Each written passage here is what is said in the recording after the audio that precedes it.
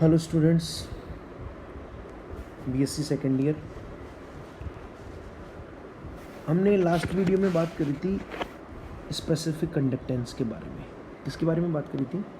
Specific conductance के बारे में, विशिष्ट चालकता। तो देखिए, आपको याद हो तो मैंने आपको लोगों को बताया था कि जो विशिष्ट चालकता है वो क्या होती है, कापा इज इक्वल टू चालकता गुणा सेल स्थिरांक।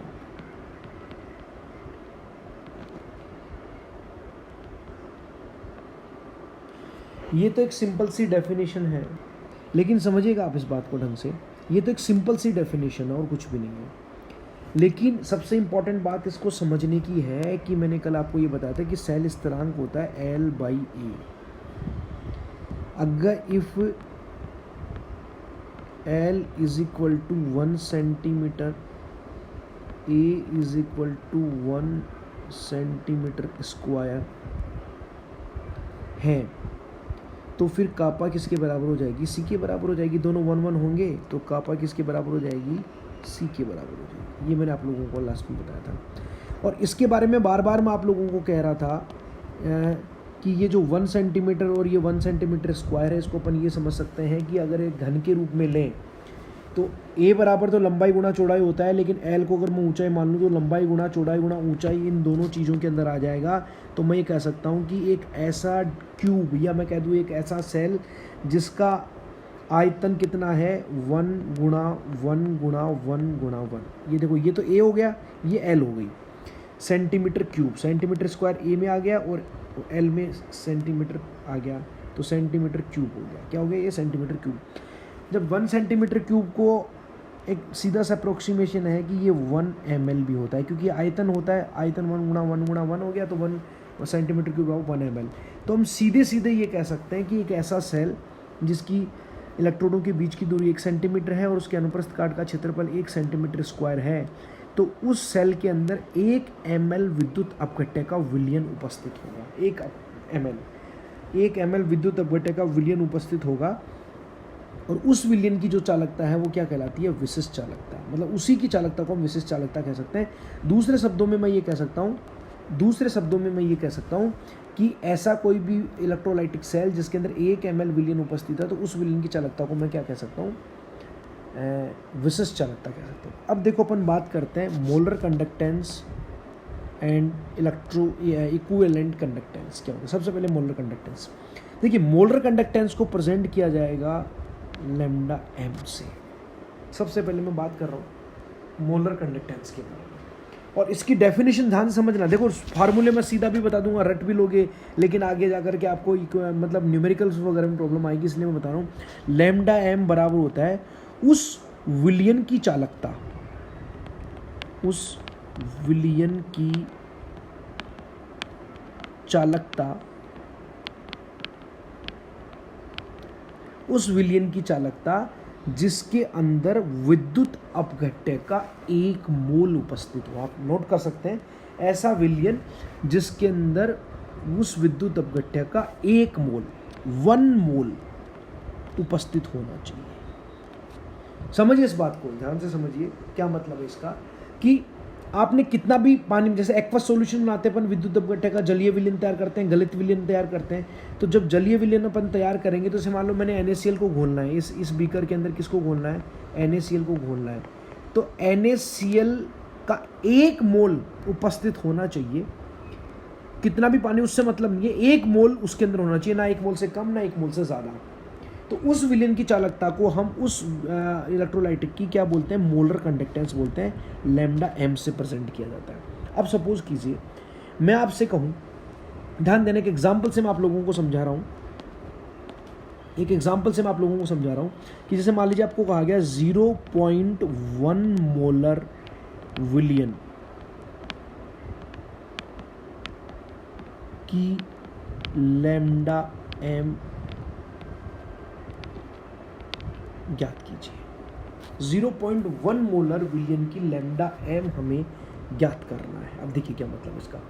आपके दिमाग में डेफिनेशन होनी चाहिए कि 1 मोल विद्युत अपघट्य विलयन की चालकता को क्या बोलते हैं अपन? मोलर चालकता बोलते हैं। तो ध्यान दीजिएगा। अब देखो इसका मतलब क्या होता है, सब लोगों को डेफिनेशन का पता है। 0.1 मोलर विलयन से मतलब क्या होता है? 0.1 मोल उस विद्युत अपघट्य के कितने में परसेंट होंगे? 1000। अरे ये मोलरता की डिफरेंस डेफिनेशन है, परिभाषा, ये तो आपने 10वीं 11वीं में पढ़ी होगी कि 0.1 मोलर विलयन से क्या तात्पर्य है? वह विलयन जिसके 1000 ml विलयन में 0.1 मोल उपस्थित होते हैं उसको 0.1 मोलरिटी बोलेंगे। ठीक है, अब मैंने क्या कहा, मुझे मोलर चालकता निकालनी है तो 1 मोल के लिए निकालनी है। तो अगर 0.1 मोल 1000 ml में उपस्थित है तो 1 मोल कितने में उपस्थित होगा? सिंपल सा गणित का हिसाब किताब है, 1000 डिवाइडेड बाई 0.1, 1 मोल इतने ml में प्रेजेंट होगा। क्लियर है भाई? सब लोग समझना ध्यान से। अब आप लोगों को पता है कि 1 ml, ध्यान देखना, 1 ml विलयन की चालकता विशिष्ट चालकता कहलाती है। 1 ml की, 1 ml की, अरे भाई इसको मैं यूं भी तो लिख सकता हूं, 1000 अपॉन 0.1 गुणा 1 ml। 1 से मल्टीप्लाई करेंगे तो कोई फर्क नहीं पड़ेगा ऊपर वाले में नीचे वाले में। तो 1 ml की चालकता को क्या मैं कह सकता हूं? 1 ml की चालकता को मैं क्या कह सकता हूं? कापा। तो क्या मैं ये कह सकता हूं कि इसकी इतने की अगर चालकता निकालेंगे तो लैम्डा एम होगी, तो इसकी जगह तो मैं क्या लिख सकता हूं? लैम्डा एम, ध्यान देना, बराबर 1000 लिख दिया अपॉन 0.1 क्या है यहाँ पे? आप बताइए 0.1 क्या है? अरे ये इसकी मोलरिटी है ना, कॉमन फार्मूला बना रहे हैं ना अपन। ये तो मैंने एक एग्जांपल दिया है, ये तो क्या दिया है मैंने आपको? एक एग्जांपल दिया है,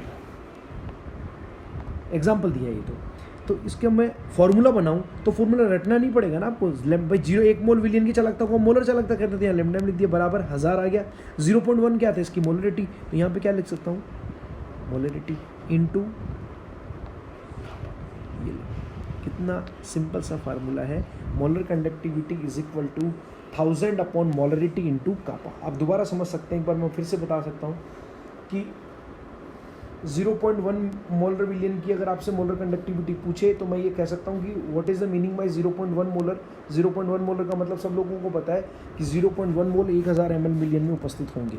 ओके, अब अगर 0.1 मोल 1000 ml में होंगे तो 1 मोल कितने में होगा? अरे 1 मोल की चालकता ही क्या कहलाएगी? मोलर चालकता। इसलिए 1 मोल को मैंने क्या लिख दिया? Lambda M.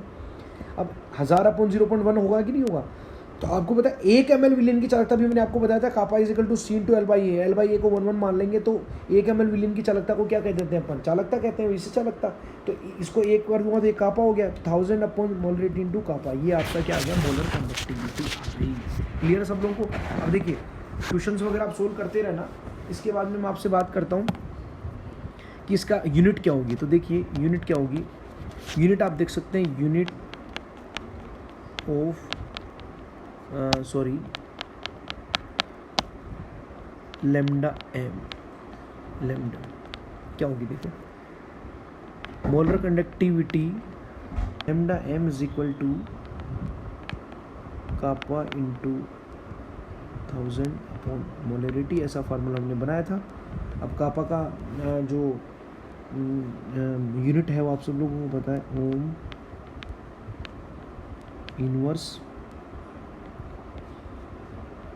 Centimetre inverse. Okay, and into 1000। Okay, molarity का आप सब लोगों को पता है मोल पर लीटर, और पर लीटर के लिए मैं आपको बताऊं इसको बोलते हैं हम एक, जैसे कि आपको पता है 1 सेंटीमीटर क्यूब बराबर 1 ml होता है, उसी तरीके से 1 डेसीमीटर क्यूब बराबर 1 लीटर होगा। ये ध्यान रखना, क्योंकि सेंटीमीटर से बड़ा डेसीमीटर होता है। 1 डेसीमीटर में 10 सेंटीमीटर होता है, तो अपन कह सकते हैं कि 10 गुणा 10 गुणा 10 बराबर 1000 हो जाएगा। और उसी तरीके से 1 लीटर में 1000 ml होते हैं, तो 1 सेंटीमीटर क्यूब बराबर 1 ml और 1 डेसीमीटर क्यूब बराबर 1 लीटर होता है। तो मैं कह सकता हूँ मोल इंटू पर लीटर है ना, नीचे आएगा। मोलरता का यूनिट क्या होता है? मोल प्रति लीटर। तो प्रति लीटर की जगह मैं क्या लिखूंगा? डेसीमीटर क्यूब माइनस के 3। अब देखिए आगे, इसको मैं लिख सकता हूँ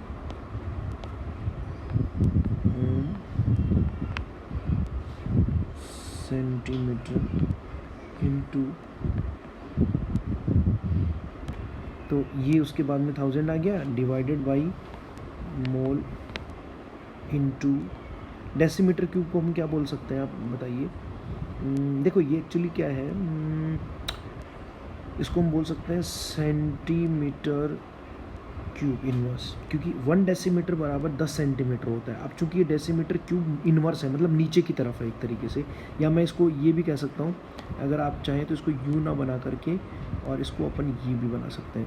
इस तरीके से आप देख सकते हो डेसीमीटर क्यूब, क्योंकि मोल पर लीटर था, तो पर 1 लीटर बराबर 1 डेसीमीटर क्यूब होता है। अब देखो इसको अगर आप चाहें तो मैं वापस यहाँ पे भी वही बना देता हूँ कि अपॉन सेंटीमीटर क्यूब, इसको भी क्या लिखूँगा, सेंटीमीटर क्यूब इंटू 1000। इस डेसीमीटर क्यूब को यूँ लिख सकते हैं। एक्चुअली मोलरिटी बराबर जो होता है, मोलरिटी बराबर होता है मोल पर लीटर। अरे भाई मोल, तो मोल मैंने लिख दिया यहाँ पे, और लीटर की जगह डेसीमीटर क्यूब लिखा है। क्यों? क्योंकि 1 लीटर बराबर 1 डेसीमीटर क्यूब, जैसे 1 ml बराबर 1 सेंटीमीटर क्यूब होता है, वैसे 1 लीटर बराबर 1 डेसीमीटर क्यूब होता है। आप करके देख लीजिएगा। अब डेसीमीटर की जगह मैं सेंटीमीटर क्यूब इंटू 1000 क्यों लिखूंगा, बिकॉज 1 डेसीमीटर क्यूब बराबर 10 सेंटीमीटर। अब ये क्यूब 3 बार होगा तो 10 गुना 10 गुना 10 तो 1000 हो गए कि नहीं हो गए, इस तरीके से। तो ये हो गया, ठीक है। अब देखिए आगे आप देख सकते हैं क्या, हाँ, तो अब मैं इसको लिख सकता हूँ ohm inverse centimetre inverse into 1000। अब देखो ये 1000 से 1000 कैंसिल आउट है, ये 1000 सीधा ऊपर जाएगा ना इस तरीके से, तो ये कैंसिल आउट हो जाएगा, होगा कि नहीं होगा, 1000 ऊपर जाएगा तो ये कैंसिल आउट हो जाएगा। और यहाँ पे मैं कह सकता हूँ जब ये कैंसिल आउट हो जाएगा तो आपका क्या बचेगा,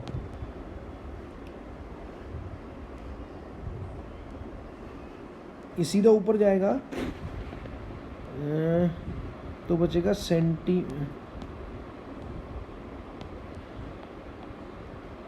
सेंटीमीटर स्क्वायर अपॉन मोल। तो हम ये कह सकते हैं, ओके। अब 1 सेंटीमीटर इनवर्स 1 सेंटीमीटर से कैंसिल आउट हो गया तो क्या बचेगा, आप देख सकते हैं यहाँ पे बचेगा आपका जो मोल लैम्डा एम की यूनिट हो जाएगी ओम इनवर्स, सेंटीमीटर क्यूब में से 1 सेंटीमीटर हट गया, सेंटीमीटर स्क्वायर, और मोल नीचे था तो क्या आ जाएगा मोल इनवर्स। ये आपकी मोलर कंडक्टिविटी की यूनिट यहाँ पे हो जाएगी। इस तरीके से हम ये देख सकते हैं। इसी तरीके से लैम्डा इक्विवेलेंट कंडक्टिविटी को ज़्यादा डिटेल में नहीं बता रहा, मोलर कंडक्टिविटी मोलरिटी आती है, लैम्डा ई क्यू बराबर क्या हो जाएगा, कापा इंटू 1000 अपॉन नॉर्मेलिटी। मोलरिटी की नॉर्मेलिटी, वही मैं कहूँ कि जैसे मोलरिटी का मतलब होता है कि उस विद्युत अपघट्य विलयन की चालकता जिसमें 1 मोल उपस्थित हो, वैसे तुल्यांक की चालकता के लिए क्या हो जाएगा, उस विद्युत अपघट्य विलयन की चालकता जिसमें 1 तुल्यांक उपस्थित हो। इसकी यूनिट क्या हो जाएगी, lambda E Q is equal to ohm inverse, same है, और सेंटीमीटर स्क्वायर, और मोल की जगह क्या हो जाएगा इक्विवेलेंट इनवर्स। इस तरीके से ये तो ये मोलर चालकता और ये तुल्यांक की चालकता। मैं इसको थोड़ा सा इसका एक डायग्राम बना देता हूँ।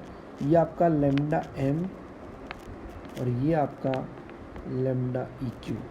Lambda M is equal to kappa into 1000 upon molarity, और lambda E Q is equal to kappa into 1000 upon normality. ये आपके दोनों फार्मूले हम देख सकते हैं। अब हम बात करेंगे what is a relation between molar चालकता एंड तुल्यांक की चालकता, दोनों के बीच में क्या रिलेशन होता है। अगर आपको किसी सॉल्यूशन में मोलर चालकता दे रखी है तो तुल्यांक की चालकता कैसे निकालेंगे, तुल्यांक की चालकता दे रखी है तो मोलर चालकता कैसे निकालेंगे, या उसके रेस्पेक्टिव आयन से, मतलब उसके आयन, जैसे मैं कहूँ आपको Na2SO4 विलयन की चालकता निकालनी है, चाहे मोलर हो चाहे तुल्यांक की हो, लेकिन आपको क्वेश्चन में दे रखा है सोडियम प्लस आयन की चालकता और सल्फेट आयन की चालकता, उनसे कैसे निकालेंगे हम, ये इसको इसके जस्ट वाले वीडियो में हम इसको देखें।